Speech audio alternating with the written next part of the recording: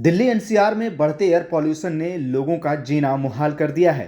धुंध के चलते विजिबिलिटी बिल्कुल ही कम हो गई है। इस प्रदूषण से बचने के लिए लोग अलग अलग तरीके अपना रहे हैं। जहां लोग एक तरफ मास्क लगाकर घूम रहे हैं तो वहीं कुछ लोग एयर प्यूरिफायर का भी इस्तेमाल कर रहे हैं। प्रदूषण के चलते सांस लेने में तकलीफ, आंखों में जलन और त्वचा की समस्याएं उत्पन्न हो सकती हैं। बढ़ता पॉल्यूशन हृदय रोग, कैंसर और अन्य गंभीर स्वास्थ्य समस्याओं के जोखिम को भी बढ़ा सकता है। इन सब के बीच प्रदूषण कम होने की बजाय राजधानी दिल्ली की हवा और भी जहरीली होती जा रही है। विश्व स्वास्थ्य संगठन के मुताबिक दिल्ली में तय सीमा से करीब 100 गुना ज्यादा प्रदूषण है। यह काफी खतरनाक है। इन सब के बीच एम्स के पूर्व निदेशक और senior pulmonologist doctor Randeep Guleria ने बताया है कि वायु प्रदूषण से बचने की जरूरत है और इसके लिए क्या कुछ उपाय किए जाने चाहिए और क्या एहतियात बरतने चाहिए। सुनिए।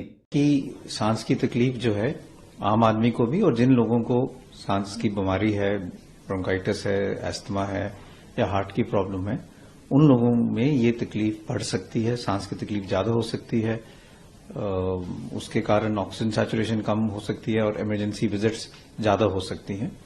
ओपीडी में भी पेशेंट्स ज्यादा तादाद में सांस की बीमारी तकलीफ के साथ आ रहे हैं और इसलिए हॉस्पिटलाइजेशन, आईसीयू एडमिशन, ओपीडी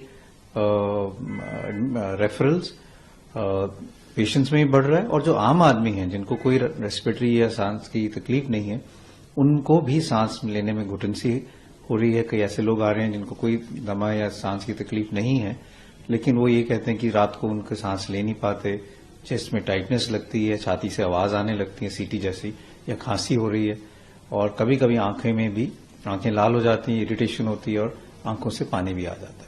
जी, हम बात करें आ रहे हैं तो अगर हम देखें जो हमारे पहले पेशेंट्स आते थे और अब, तो हम ये कह सकते हैं कि ऑलमोस्ट 15 से 20% पेशेंट की जो नंबर है वो बढ़ा है और ये जो नंबर बढ़ा है ये इनडायरेक्टली एयर पोल्यूशन के साथ लिंक्ड है और इसका डेटा भी है। हमने शुरू में इमरजेंसी विजिट्स पे भी डेटा कलेक्ट किया था एम्स में कि जब हम पूरा साल का अगर हम देखें कि कितने बच्चे और एडल्ट सांस की तकलीफ से इमरजेंसी में आ रहे हैं, ये देखा जाता है कि जब भी पोल्यूशन का लेवल बढ़ता है तो उसके अगले 4 से 6 दिन में एकदम इमरजेंसी विजिट्स बच्चों में और एडल्ट्स में बढ़ जाती हैं, जिससे आईसीयू की एडमिशन और हॉस्पिटल एडमिशन भी ज्यादा हो जाती हैं।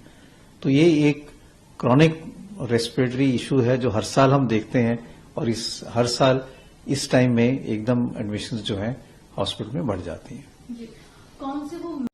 तो हम यही कहते हैं कि जो हाई रिस्क ग्रुप हैं, एक्सट्रीम्स ऑफ एज हैं, जैसे बच्चे हैं या बुजुर्ग लोग हैं या जिनको कोमॉर्बिडिटीज हैं, क्रॉनिक रेस्पिरेटरी प्रॉब्लम है, हार्ट की प्रॉब्लम है, इम्यूनिटी कम है, उनको ज्यादा ध्यान रखने की जरूरत है और ऐसे मौसम में वो बाहर ना जाएं, घर के अंदर ही रहें।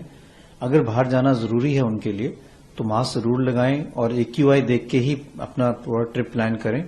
बेहतर रहेगा कि दिन में जाएं जब धूप निकल आती है, क्योंकि धूप निकलने से जब गर्मी होती है तो ग्राउंड लेवल पोल्यूशन थोड़ा सा कम होता है, हॉट एयर से पोल्यूटेंट्स थोड़ा राइज कर जाते हैं।